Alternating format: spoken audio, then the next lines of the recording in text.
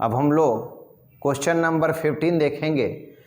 Lower limit दिया है इसका 0, अपर लिमिट 1 है और x है e⁻x² है और इसी का इंटीग्रेट कर हम लोग का डिफिनिट इंटीग्रल्स फाइंड करना है। तो सबसे पहले हम लोग क्या करेंगे, इसको सॉल्व करेंगे। तो जो भी इंटीग्रेशन दिया है सबसे फर्स्ट में उसको सॉल्व किया जाए, उसके बाद में हम उसका वैल्यू अपर limit minus lower limit put करेंगे। तो यहाँ पर x का स्क्वायर जो दिया गया है, x का स्क्वायर इज इक्वल टू हम t रखेंगे। इसका डिफरेंशिएट आप लोग जानते हैं विथ रिस्पेक्ट टू x, ये 2x हो गया। ये कितना आ जाएगा, dt डिवाइडेड बाई dx होगा। तो यहाँ बोल सकते हैं हम लोग कि 2x और dx is equal to dt। चूँकि यहाँ 2 का तो आवश्यकता नहीं है, तो x और dx इज इक्वल टू क्या बोलिएगा, dt डिवाइडेड बाई 2।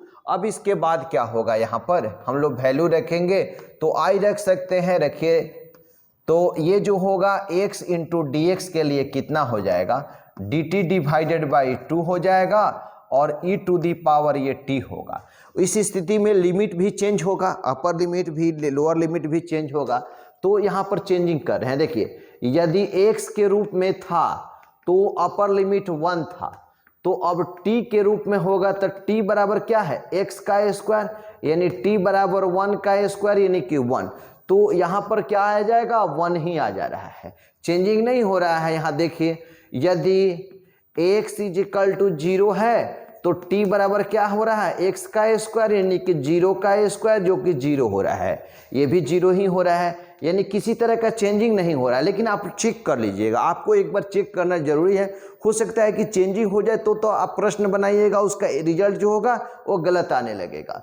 तो ये हो जाएगा 1/2 और यहाँ पर बच गया e के पावर t और ये dt और 1 है और 0 है, तो इसका वैल्यू जो होगा 1/2। तो अपर लिमिट माइनस इसका इंटीग्रेशन होता है e to the power t का, e के पावर t ही हो जाएगा। चूंकि integration e to the power x ही होता है, e to the power x 1 हो गया और 0 हो गया। तो i बराबर क्या हो गया, ये 1/2 हुआ। उसके बाद e के power 1 minus e to the power 0।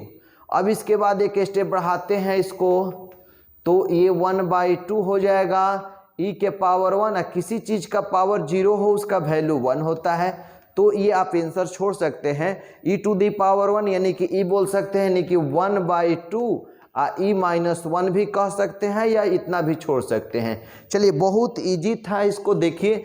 X square के लिए t माने हैं, डिफरेंशिएट किए हैं, फिर उसको लिमिट को t के रूप में लाए हैं तो वही हुआ है, e के पावर t ही होता है। और इसके बाद अपर लिमिट माइनस क्या कर दिए, लोअर लिमिट कर दिया गया है। यहाँ भी अपर लिमिट माइनस लोअर लिमिट किए।